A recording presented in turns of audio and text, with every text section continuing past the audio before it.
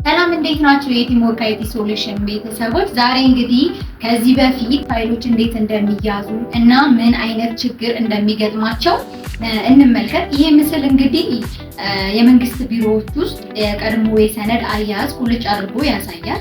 ለተለያዩ አደጋዎች ተጋላጭ ሆኖ መቆየታቸው ትልቅ ፈተና እንደነበር ያሳያል ማለት ነው። በተለይም እንግዲህ በምስጥ ምክንያት የሚጠፉ ፋይሎች የነበሩ ዋና ዋና ችግሮች የታሪክ መረጃ ማጥፋት፣ የመረጃ መንጓተት፣ የቦታ ጥበት። ብዙ ጊዜ ቢሮ ውስጥ ትልቅ ክምር ያለ ወረቀት ከማችተው ወይ ደግሞ የቦታ ጥበትን የወረቀቶቹ ክምችቶች ሰፊ የቢሮ ቦታን በመያዝ በተለይ ለስራ ምቹ ያልሆነ አካባቢን ይፈጥራል ማለት። ቲምወርክ አይቲ ሶሉሽን እነዚህ ችግሮችን ለመቅረፍ መምጣቱ ትልቅ መፍትሄ ነው ማለት ነው። መረጃዎችን ወደ ዲጂታላይዝ መቀየር የቲምወርክ አይቲ ሶሉሽን ዋና ስራ ነው።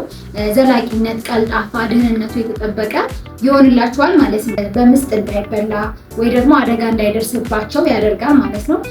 ቀልጣፋ አሰራር ደግሞ በሰከንድ ውስጥ ፋይላችሁን ሰርች አድርጋችሁ ማግኘት ወይ ደግሞ ማየት መከታተል ትችላላችሁ ማለት ነው። ደህንነቱ ደግሞ መረጃው በየጊዜ ባካፕ ስለሚደረግ ላይ ስለሚቀመጥላችሁ በማንኛውም ሁኔታ ደህንነቱ የተጠበቀ ነው ማለት ነው። ከወረቀትም ከአቧራ ነፃ ይሆናል ማለት ነው። ስላዳመጣችሁኝ አመሰግናለሁ። በቀጣይ ቪዲዮ እስከምንገናኝ ደህና ቆዩ።